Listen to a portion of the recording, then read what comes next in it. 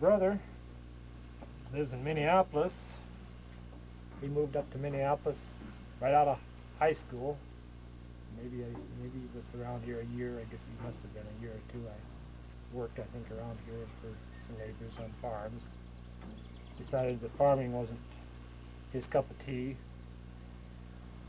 and so he took off on his own. He went to Minneapolis, and he didn't know exactly what. I think he maybe knew what he wanted to do, but he looked around for a while and stayed with my aunt up there, my mother's sister. Finally, he found what he wanted. He found a fellow that was a cabinet maker that he could apprentice under. So he lived with this fellow in his family for about 3 years while he apprenticed to be a cabinet maker.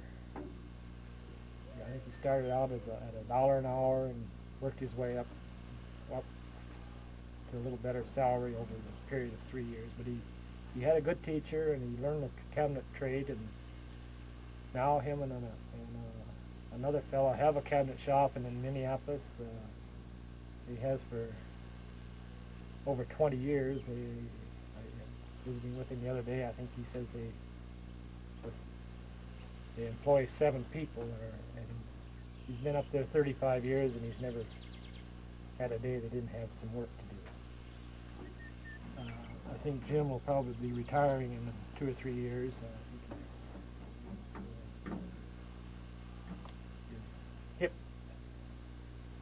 he had his Perthes disease made his legs kind of stiff, and it's a little hard for him to get around. He does a good job, but I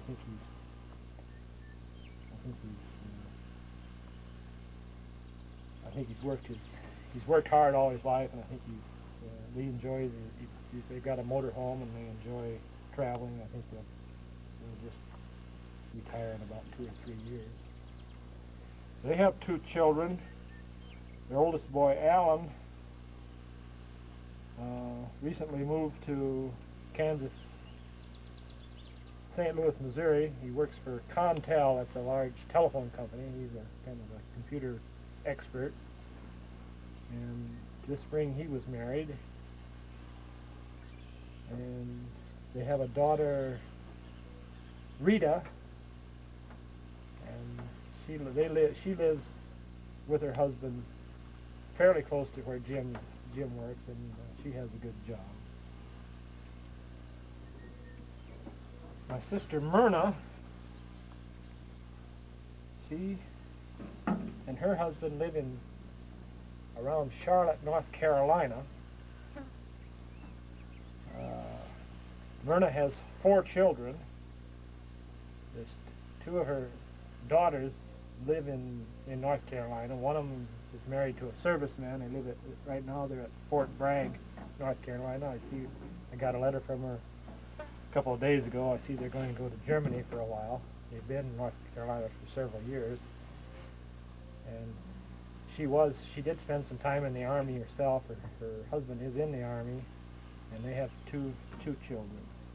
The other daughter lives in the Charlotte area, and I think she does, her cup of tea is cooking. She loves to cook. That's kind of her. She's doing some cooking down there in a restaurant. I'm not sure. I think it's in a restaurant. And they have 2 children in Rochester, Illinois, or Rochester, Minnesota area. They have a daughter, Nina, and a son, Guy. And neither one of them are married.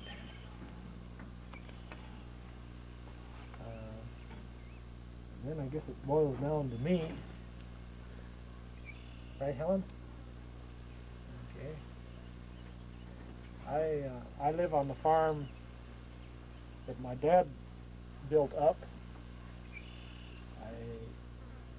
I started farming at a pretty early age because I was probably the only healthy boy over there when my mother was having her struggle, and I started milking cows when I was 12 years old and helping. And quite a few times my mother would happen to be in Mitchell seeing my brothers in the hospital, I ended up milking 8, 9 cows by myself. So I know how to milk cows. But anyway, after high school, or during high school, right, when my brother Gene died when I was 15 years old.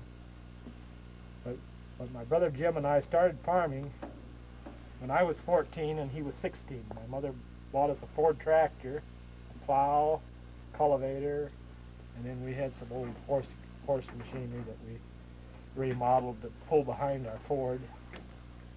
And we started farming 2 quarters of land, the quarter we live on, and in 1944 my mother and Gene each bought an 80 of the quarter of Frank Swanson's quarter.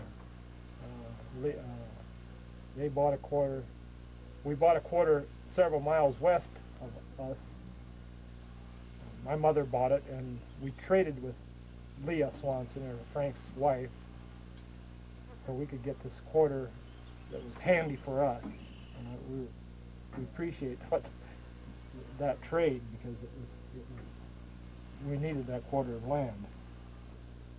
But anyway, my brother and I farmed while we were going to high school, and milk cows, and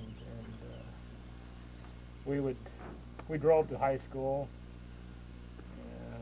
I played football, so sometimes I got out of coming home in the early evening and doing work, and then brother'd come home and do it.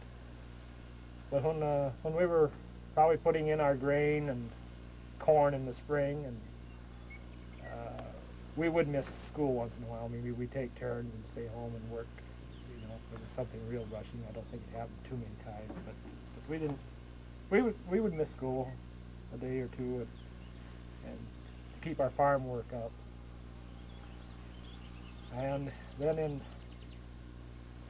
1952, I graduated from high school, and my brother, he was working for some of the neighbors around here, decided the spring of the following spring that he was leaving for Minneapolis, so I guess I was called upon to do the farming.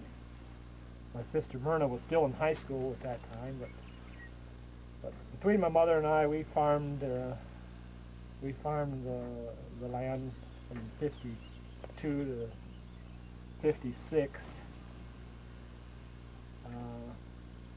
56 was a real dry year. I think we've got another one just about as dry as 56 is right now. This year we've had, this is the 5th or 6th of June, and since the end of April we have had 2,500 inch rain right here. So we're dry. The only thing saving us this year is the fact that it's been cool until today. It's starting to warm up. It's getting serious around here. It doesn't look too bad unless you look too close. But anyway, I farmed till the fall of 1946 or 56, using just a little Ford tractor. And at that time I was called into the draft. I was drafted into the Army. I was supposed to have gone in October, and my mother and I agreed that we were going to rent the farm out.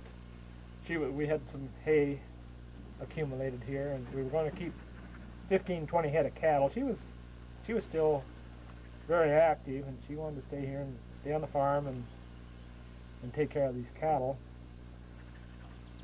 And I did get deferred till the first of the year to try and get things in order. We had a little corn to pick and trying to get things. I needed to do some fencing because my fences were in bad shape. So I did have a neighbor come and we rebuilt the pasture fences so my mother wouldn't have to be putting cows in all summer like I'd been doing for years. So in January 2nd of 1957, I entered the Army and spent 2 years in the service. Took my basic at Fort Ord. And trained to be a helicopter mechanic and spent the rest of my time in the South. Most of the time was at Fort Bragg, North Carolina.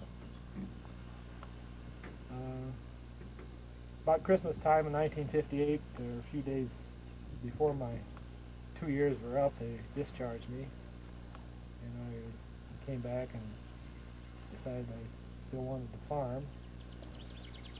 So my mother and I, we continued to farm.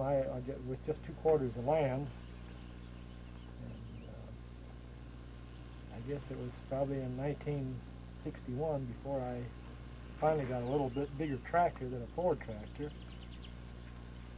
And in 1964, about 1964, my cousin's land here was coming out of the soil bank, kind of a piece at a time, and I think Dale had hoped sometime to get back to the farm, but the dream was never quite realized, and I started farming some of this land up here, his, and over a period of 8 or 9 years, as it come out of the soil bank and this and that, I eventually got farming all of it, which was 3 quarters. So I had 5 quarters of land, which wasn't that great, but it was big enough to support me, I guess. And in 1959, my mother decided that, we both decided that maybe that I should probably be starting to buy some of the land. So at that time, I bought out my brother and sisters as a home quarter. We each had for some reason, they didn't have a will, and she owned a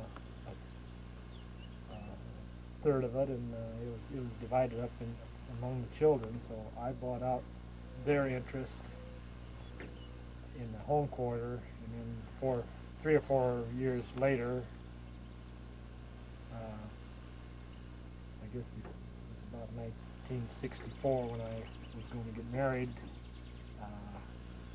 I bought her interest in the home quarter out. So in 1964, my wife and I decided to get married. I married a girl from originally came from Montana.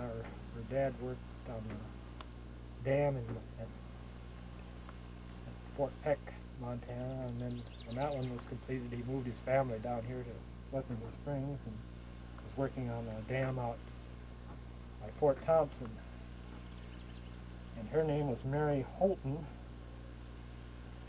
And we got married, and my mother, she purchased a trailer house, which was parked about 60 feet west of our own house, and she lived in that for 20 years until about the time of her death in 1965. Mary and I have, over a period of a few years, had 5 children, 4 girls and a boy. Our oldest girl was born in 1965, August 11th. Her name is Annette. She has been married a little over 3 years. She lives around Marshall, Minnesota, and just recently made my wife and me grandparents, a little baby girl. And her husband their name now is Kruger. Her husband works as a TV repairman, and Annette works in a kind of a chain of farm stores. And she's a bookkeeper. Our daughter Helen was born May 31st, 1968. Got that, didn't I? She just celebrated her 21st birthday. Anyway, when she got out of high school, she'll probably kill me someday for it, but I kind of, she didn't know what she wanted to do, and I kind of nudged her towards looking at the military. And she finally had a insane moment and signed on the dotted line, and she's been in the Navy. It'll be 2 years in August. And that's the only reason we're doing this now, is because she is home on leave. Been home for 2 weeks. She's going back this Saturday, but she bought a camcorder, and we're filming this right now.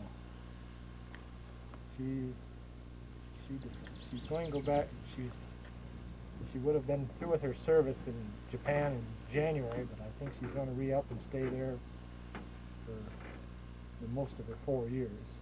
She likes it over there, and I think, to me, I think it's probably one of the safest places in the world.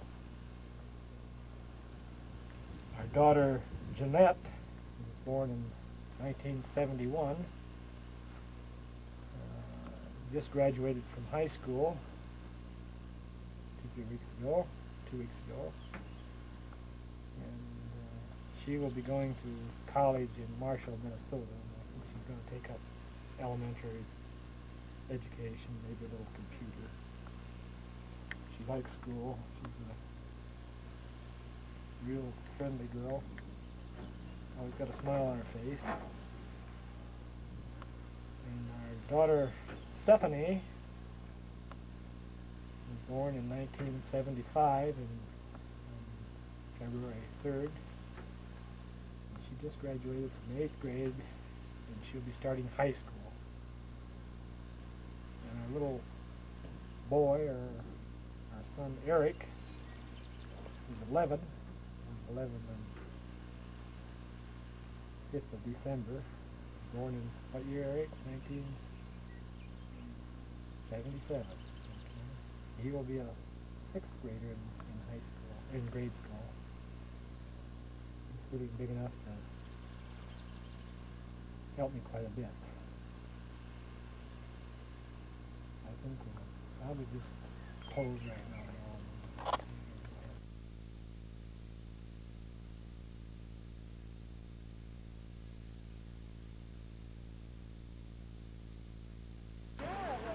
I've reviewed these films we've taken.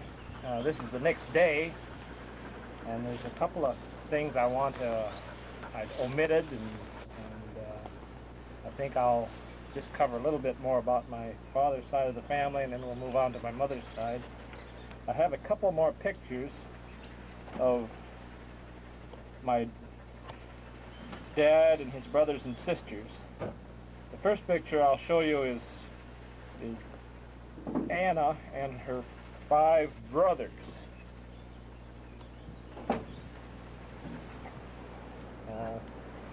Anna's the girl, I guess.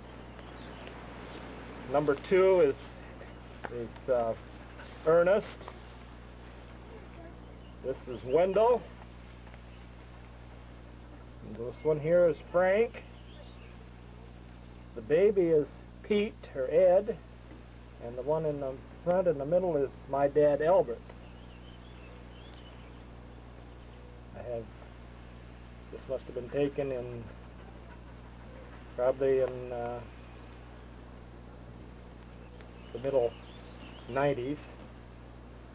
And then I have another picture of the 3 girls that were born later. The twins are on the outside, Minnie and Mabel, and Ellen is the center one.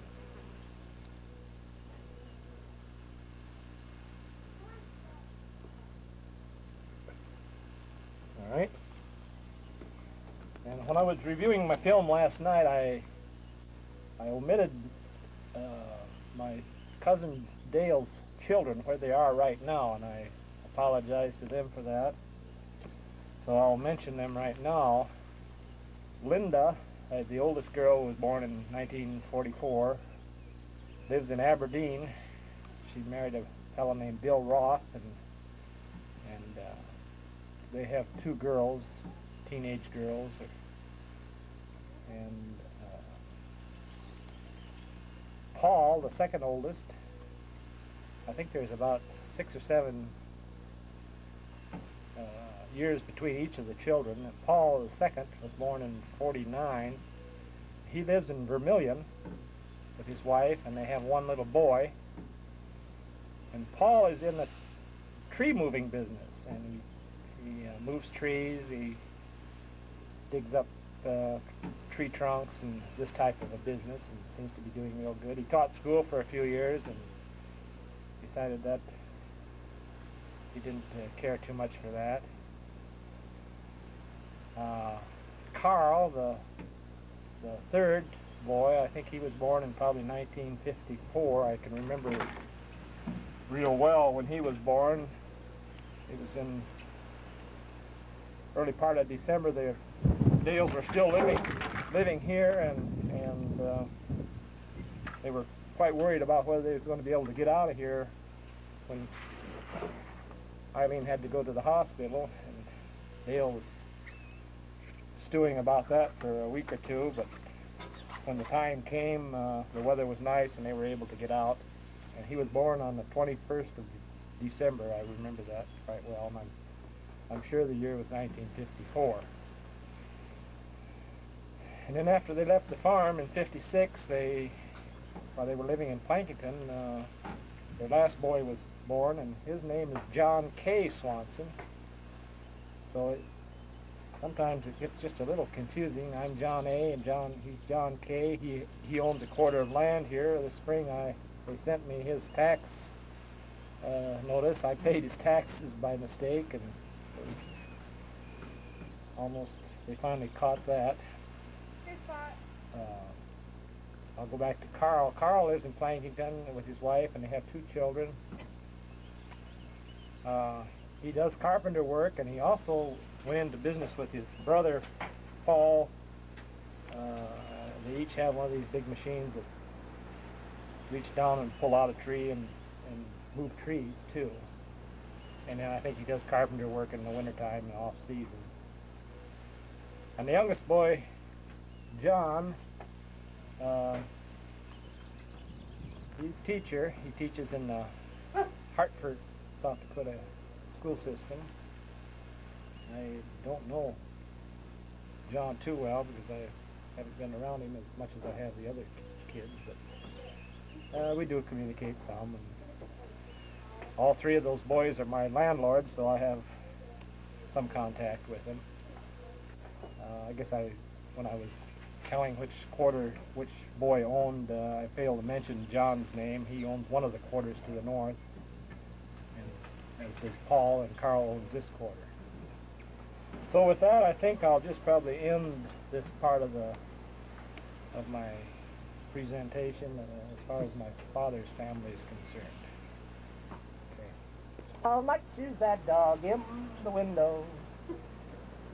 The one with the waggly tail.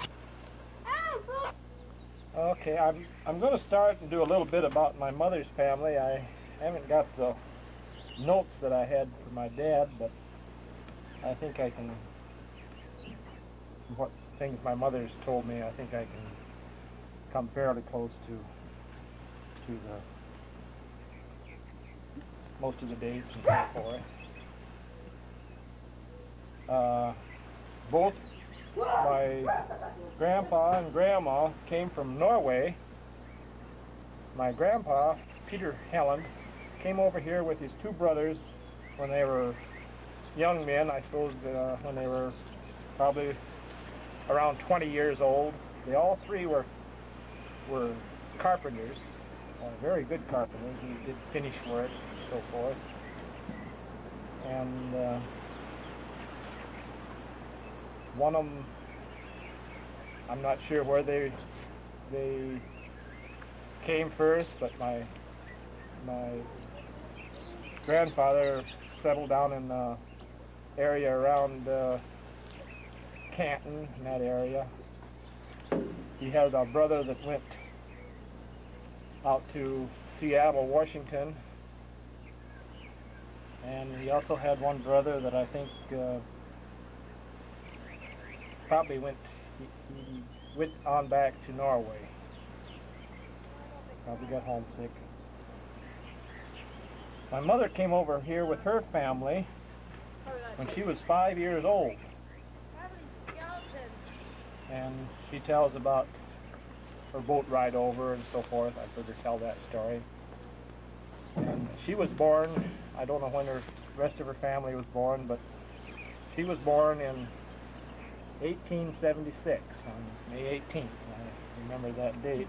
But I do have a picture of her father and mother.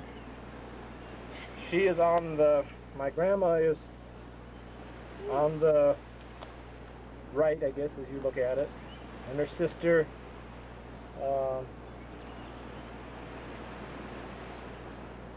Anna, and her brother Hans.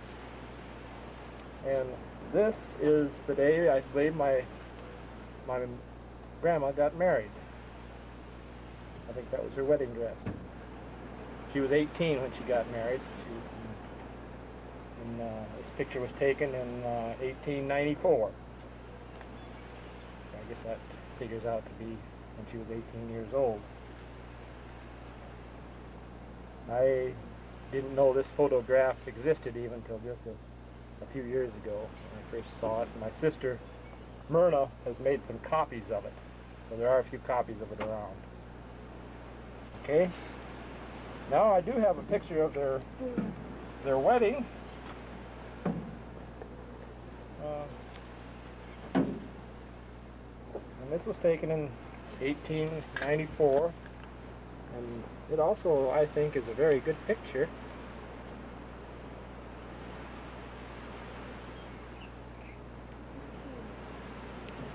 I believe he was probably in his late 20s, several years older than she was.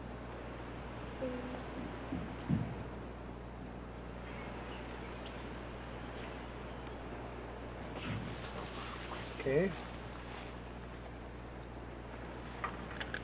And then just for a contrast, we have one taken. The license plate on the car says 1931.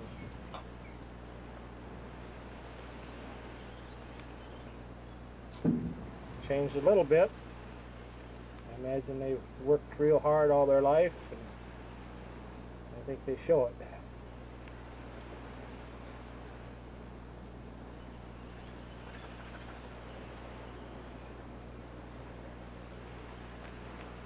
My grandpa's health wasn't real good. He had ulcers. My mother said he lived on sour fibered milk and bread. Tried to eat much else than that. It bothered his stomach. But he did carpenter work most of his life. Did a little farm. He farmed a couple quarters of land, but most of the week he was gone, and he came home on weekends, and I think she and the kids did the farm work. She said he spent most of Sunday sharpening his saws and stuff. So when he went out the next week to do carpenter work. Many of the houses and farms around Fedora, South Dakota were built by him. Many of them are still standing, those big two-story houses. The Presbyterian Church in Fedora, which is still being used, he built that. All right. And they had 5 children. Melvin, the oldest son, was born, must have been